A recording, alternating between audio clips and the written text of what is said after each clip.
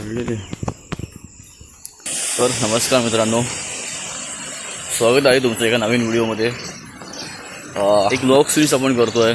तर जे लोक जुने आहेत चॅनलवरती त्यांना माहिती आहे, जे लोक नवीन आहेत या व्हिडिओमध्ये किंवा या चॅनलवरती त्यांच्यासाठी हा व्हिडिओ आहे. त्यांच्यासाठी सांगतो की आपण एक सिरीज चालू केली आहे, माझं बाप्पा 2025. त्याच्यामध्ये आपण कोकणामध्ये होणाऱ्या गणेशोत्सवाबद्दल थोडीशी माहिती घेणार आहोत. डे टू डे लाईफमध्ये काय होतं, पूजा अर्चना, आरती, भजन आणि बाकीच्या गोष्टी कशा होतात याचा थोडासा आढावा किंवा या गोष्टी छोट्या छोट्या गोष्टी आपण दाखवणार आहोत. So keep watching. प्रॉब्लेम काय झाला माहिती आहे का, सगळ्याच गोष्टी अंगावर पडल्या ना, जबाबदारी पडली अंगावरती की काही गोष्टींचे सॅक्रिफाईस आपल्याला करायला लागतात. म्हणजे जसं आपण गोष्टी ठरवतो की आपण ही गोष्ट करणार, ती गोष्ट करणार, त्या गोष्टी काही प्रमाणात करता येतात, काही प्रमाणात करता येत नाही आहेत. त्याची सांगड घालता आली पाहिजे थोडंसं. तर उदाहरण द्यायचं म्हणजे मीच माझा जो ह्या सिरीजचा पहिला व्हिडिओ होता, इंट्रो व्हिडिओ, त्याच्यामध्ये मी असं बोललो होतं की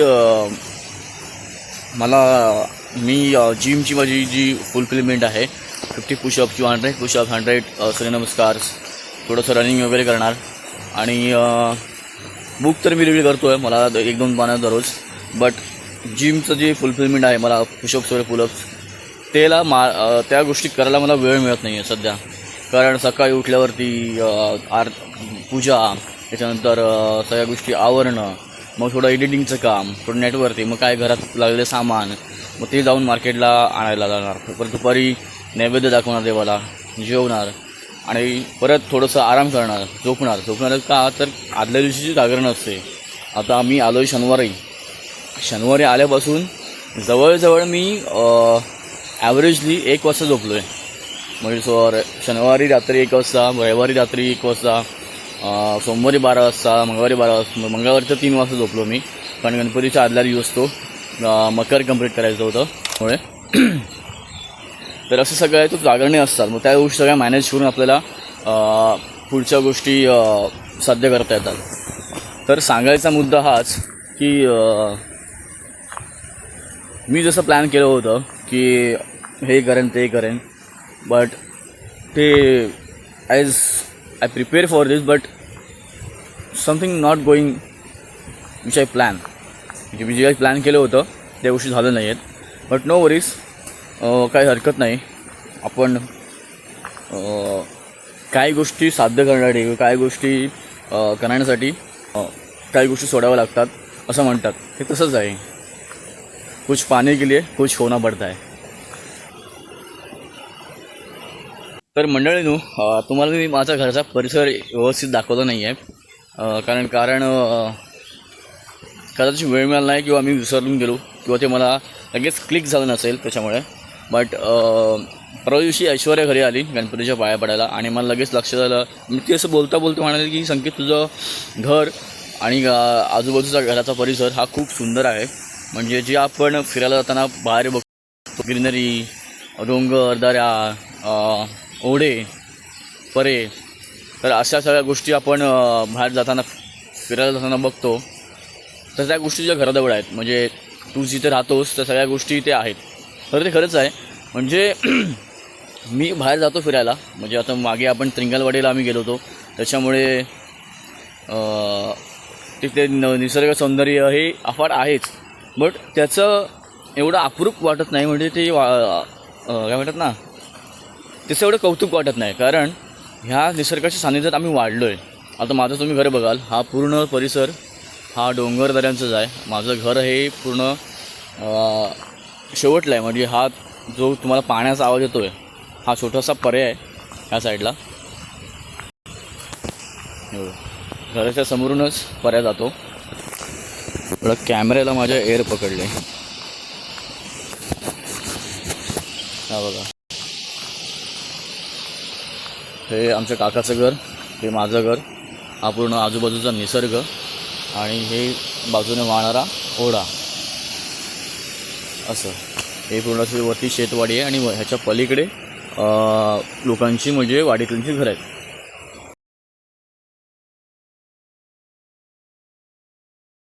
आत्ताच जस्ट घरी आलो आहे आणि देवाला नैवेद्य वगैरे दाखवला आहे. सो आणि एक ब्लॉग अपलोड करत होतो यूट्यूबला, तो अपलोड झाला आणि घरी आलो. सो थोडंसं अजून बाकी एडिटिंग आहे ती करू उरलेल्या ब्लॉगची, राहिलेल्या ब्लॉगची. आणि थोडं जेवण वगैरे आता थोडं मार्केटला जायचं आहे. चलो, आज आमच्याकडे आहे मोदक, तळलेले मोदक 21 बाप्पाला आणि वरण भात.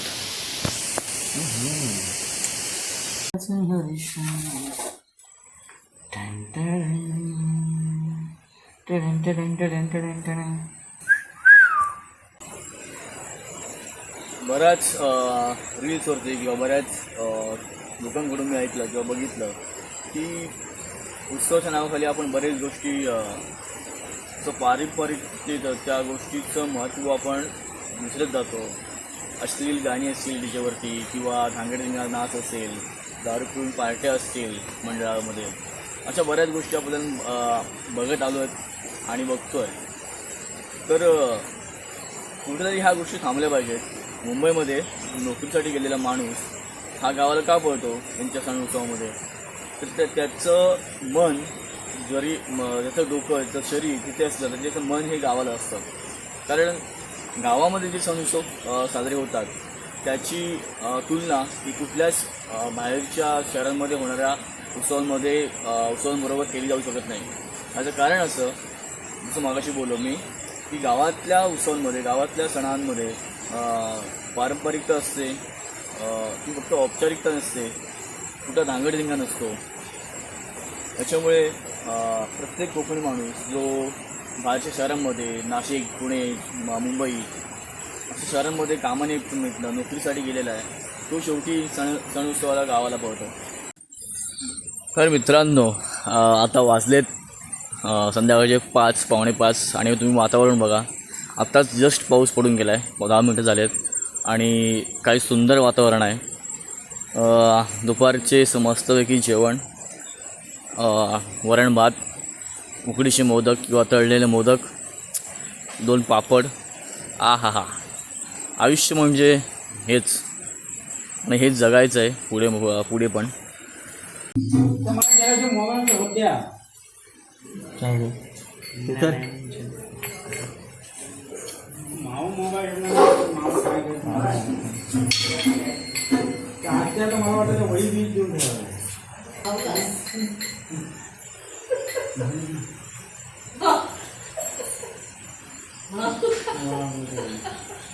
बघतोय जरा बघतोय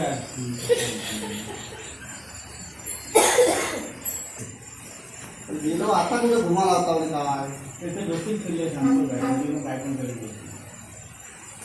11 वाजता आज वाजणार आज 11 वाजणार एक वाजता बहीण चालू ना.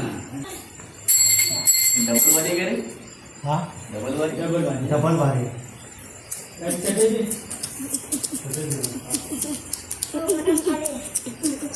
तुम्हाला हात दुखतात हात नाही जास्त हात नाही बाहेर तुम्हाला हलका बाहेर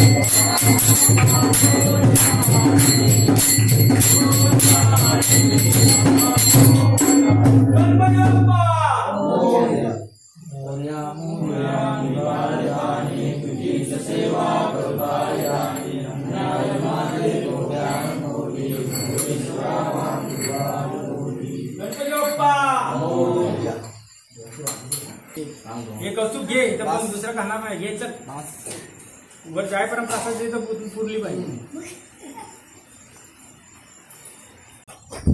तर मित्रांनो आता आपण चालू आरतीला वाडीमध्ये. तर आरती करून आपल्याला आज भजन आहे. मी आज भजन सांगितलं आहे. सो भजन वगैरे करू आणि आजचा दिवस संपेल. पण भजनात मजा येणार आहे. So keep watching video till last.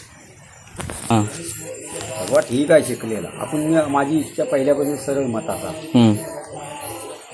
आणि माझी मेमरी वेगळीच. आता हे आधुनिक शिक्षण आलं म्हणून तर गेलो, एकदा गेलो, दोनदा गेलो, तिसऱ्यांदा माझी लागलं कामाचं आहे. तेव्हा 80, 70, 50, 60, 70, 80 सालात 90, 85 हां तेव्हा ही सगळी कामं चालू झाली. तर तिथं काम झालं, कामाला लागलो लेबरमध्ये, कॉन्ट्रॅक्टमध्ये. अशी लोक होती 60 रुपये हजेरी. वर्ष 6 महिने मी काम केलं. माझी पद्धती बोलून ऑपरेटरवाला असतो ना, ही भराय गिरायचं, माती भरणं, मटेरियल नेणं. त्याला कधी कधी मला कॉन्ट्रॅक्टर सांगायचं याला डिझेल नेऊन दे 2 कॅना, त्याला डिझेल नेऊन कॅन दे. माझ्या कामाची पद्धत बघून मला दोनदा बरेच मी 8-15 दिवस गेले त्याला. आणि मला नंतर तो मला बिजू म्हणून होता, बिजू केरळाचा पोरगा, तो ऑपरेटर आहे. तेव्हा मध्ये 4 महिने सुद्धा मुश्किल, त्याला घरातून डबा मिळणं सुद्धा मुश्किल. सांगतो तुला स्वतः ह्या थरावर चांगले आहेत म्हणून. बरोबर. तर ही परिस्थिती त्यानं म्हणला सुनील कुछ पढ़े लिखे हुए क्या, कितना तक पढ़े हुए थे. और कुछ कितने पढ़ा भी नहीं, कुछ भी नहीं, बस मैं गया है छोड़ दिया. क्यों नहीं किया, पढ़ाई क्यों नहीं किया, हमारे पास मेरे पास पैसा नहीं, बाप को मेरा ऐसा है करके चला गया. ते त्यांच्यात येऊन बोलायची सवय झाली मला हिंदीतून. तर म्हटलं मी शिकाय नाही, पढ़ाई नहीं, कुछ नहीं, मी दिमाग से काम करता है. तू म्हणला कल से मेरे साथ आने का मशीन के ऊपर. मशीन धुवाई सांगितलं नाही. बाप इकडचे संगमेश्वरचे तळ्याकांट्यातले होते, एक मेकॅनिकल आणि ड्रायव्हर, बाळू, प्रकाश आणि बाळू. मी नेहमी जायचो म्हणजे तिथे दुपारी डबा घेऊन ह्याच्यात कधी कधी जेवायचं आणि त्यांच्या जायचा वर्कशॉपला. ते सांगितलं काम करायचं. त्यांना म्हटलं हे अरे म्हटलं बाळू, हे म्हटलं मशीन साफ करायला सांगतो, कसं काय करायचं आहे म्हणतो. डिझेल पण इथे भरली लाईटी आहे.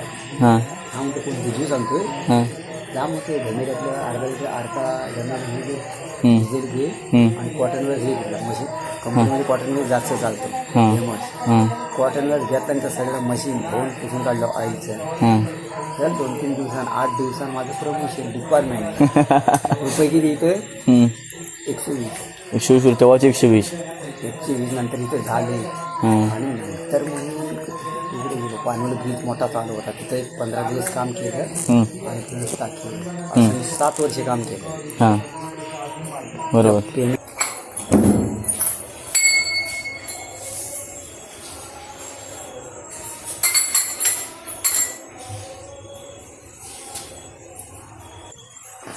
नाम गाऊ नाम घेऊ श्री हरी नाम गाऊ नाम घेऊ श्री हरी आवडी.